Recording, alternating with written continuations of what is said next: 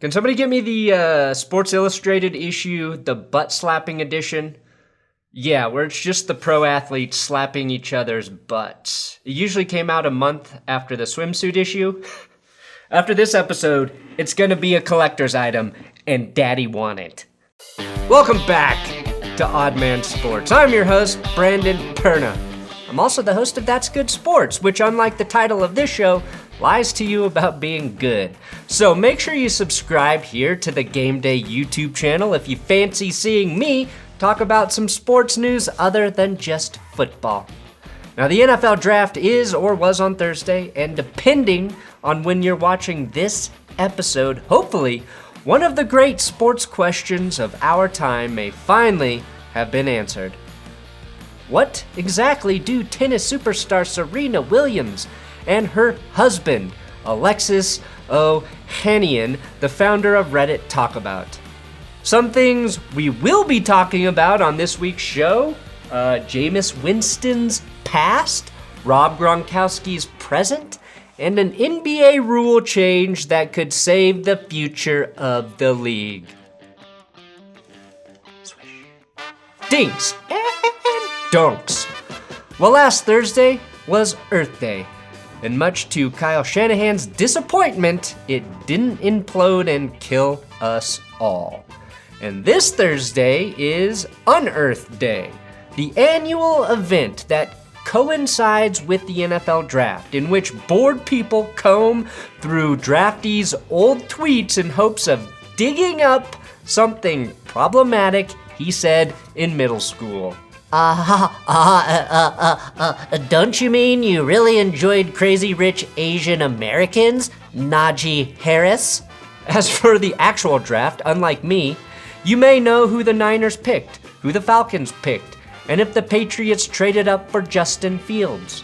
Whereas the only 3 draft-related things I know for sure are: 1, rock, paper, scissors is a bad way to evaluate prospects. 2, Kyle Shanahan sure has a lot of trouble keeping 2 thoughts in his head at the same time. Can you say with certainty that Jimmy Garoppolo will be on the roster on Sunday?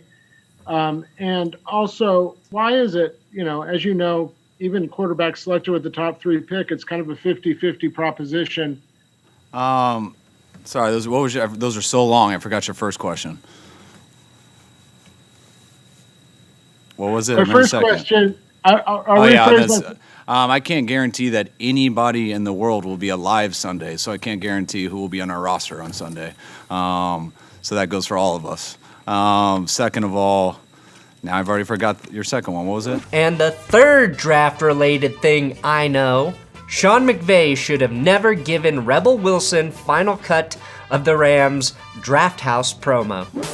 There's so much going on at the Rams Draft House, but let me show you where the real magic happens. Hey guys! That is the wrong room. In college basketball news, Portland State introduced their new men's basketball coach, Jace Coburn, last week. And the new coach made some eye-opening statements in his introductory press conference. I don't eat breakfast in the morning so I can come to work hungry. So when I get to lunch, I'm hungry. I think they also just call that intermittent fasting. But that wasn't the funniest part, because Coburn, who apparently drives a 2003 Chevy Tahoe, also said this. It doesn't have AC, and it doesn't have heat. And the reason I do that is so I can practice my mental toughness during the winter when it's cold, and I can practice my mental toughness during the summer when it's hot. That's the type of person I am. And during rainstorms, I open the sunroof all the way so I can practice my mental toughness while being drenched to my core. I also cut my own brakes. That's just the kind of person I am. Honestly, I'm shocked this guy's not a football coach. Now, last Wednesday, the Cleveland PD, which stands for Police Department, released body cam footage of the March arrest of Saints corner Marshawn Lattimore, during which officers found a Smith & Wesson tucked into the defensive back's waistband. So here's a quick multiple choice.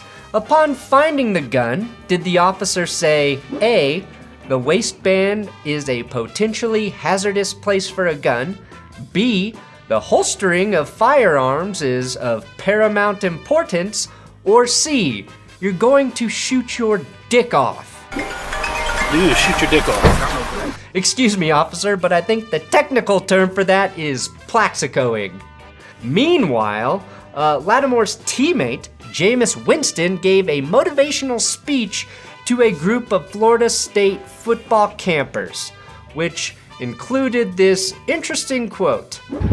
Right? I went from being the #1 draft pick to being everybody laugh at me. Now, I personally remember people being critical of Jameis Winston and his turnover rate during his last year in Tampa, but were people actually laughing at the former #1 overall draft pick? That part I don't remember.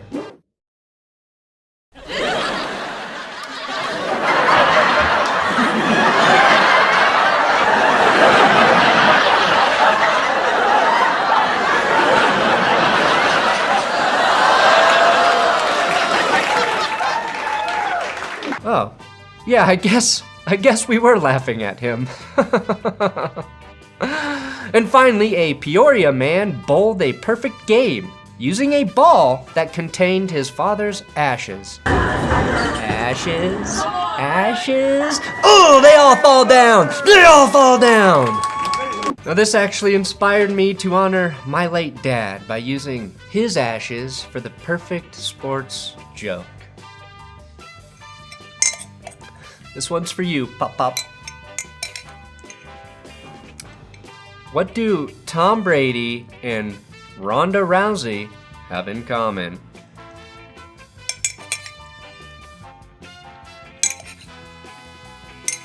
Neither can last a minute with the Brazilian woman. Money talks. This week, the NFL approved a new rule that relaxes jersey number restrictions, which received a lot of attention from players, including Tom Brady, who called the new rule dumb and asked, why not have everyone wear the same number?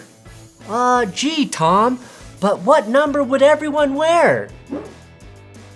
What received less attention, however, was the fine print, which stipulates that if a player requests a change, and there is existing inventory of unsold jerseys with his current number, the player must purchase the unsold jerseys before the change happens. Which is just cruel. I wouldn't advise any player to buy up his old jersey stock to make a change to a new, sexier number. With one notable exception, Gronk. As everyone and their mother knows, Gronk has been crowbarring 69 into every conversation since he came into the league. One more, I got 69 touchdowns, if you know what I mean. Like TB12 and CP3, I fully expect Rob Gronkowski under the new rules to become Gronk 69. As well he should.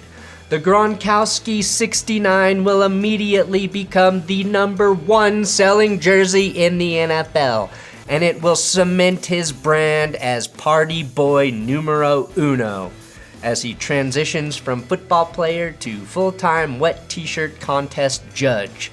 Of course, there's one person who would interrupt our Gronk 69 fantasy. Thomas Brady, who at this point in his career probably doesn't want to retrain his concussed brain to remember that 69 is his go-to third down guy and not an ineligible lineman rumbling down the field. And to that slight inconvenience I say, this isn't about you, Tommy boy. This is about celebrating the most ridiculous football player of our lifetime and the most ridiculous thing two people can do together. If anyone understands the importance of branding, it's TB12. A man willing to slap his logo on anything other than a cheeseburger. And the Gronk 69 brand will provide a windfall of cash for Gronk and all those dopey brothers, as well it should. Gronk, more than anyone, has sacrificed his body to help Brady win 4 of his rings. And I can't think of a better way Brady can thank him than covering the cost of the switch from 87 to 69. Actually, I can think of one better way. but it's probably too ridiculous. On, man, out. NBA ratings are at an all-time or 20-year low, with many basketball fans having soured on the modern game that at times can feel like a carnival-esque game of threes and layups. To illustrate the evaporation of the mid-range game, check out this startling Kirk Goldsberry's shot chart of the 2021 season. Wow, what a shot chart! Crazy, but my plan to fix the NBA involves the elimination of a different kind of mid-range shot.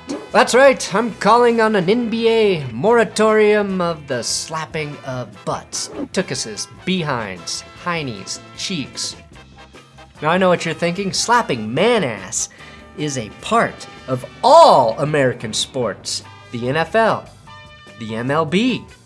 Heck, in baseball, the reward for hitting a homer is a firm handshake from your third base coach and a slap on the butt. But it's the NBA where all of this backside hand checking has gone too far. Like most things, it began innocently enough. Kobe patting Steph's backside after he hit a three in Mamba's face. But not surprisingly, some guys take it the wrong way, like Donovan Mitchell here. I'm telling you right now, basketball fans. And next thing you know, things escalate. And all of a sudden, the refs are ejecting guys like Tristan Thompson for flagrant use of hands. Oh, so that right there. Yep. Eventually, the players get the memo. Oh, you won't let us grab our opponents' butts? Then we'll slap the referees. Strongest Mark Henry in the paint. Ain't that right, ref? And now the refs, because they're human too, want to get in on the action and press some flesh. Bobby dinner first. Come on, running down. Yeah, that's running down. Hey. Now I know what you're thinking. A league full of super toned athletes using every opportunity to grab a hunk of man-ass? Where's the real harm in that? How can you not do it, really? Well, you have to put an end to it before someone gets hurt, which easily could have happened with Kyle Lowry here.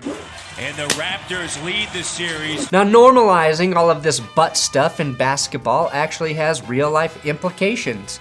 Just ask Bowling Green men's basketball coach Chris Jans, who probably hasn't gone a day in his professional life without slapping another man's backside. All of a sudden, Chris is at the bar, Sir Mix-a-Lot is playing, the vodka tonics are flying, and this is what happens. Right there. This butt slap led to Jan's firing, and rightly so. You can't just go around slapping people's butts whenever the urge strikes you. But I also understand why he was a little confused. And my solution is something just a little more romantic, a little more classy. French kissing. Let's bring back a classic precursor that leads to the butt stuff. If you think Draymond Green Frenching Damian Lillard after a three won't boost ratings, well, maybe sports just aren't for you. All right, that's it for today, and remember that if you receive an F in Todd McShay's draft grades, you must report to summer school. See you next week.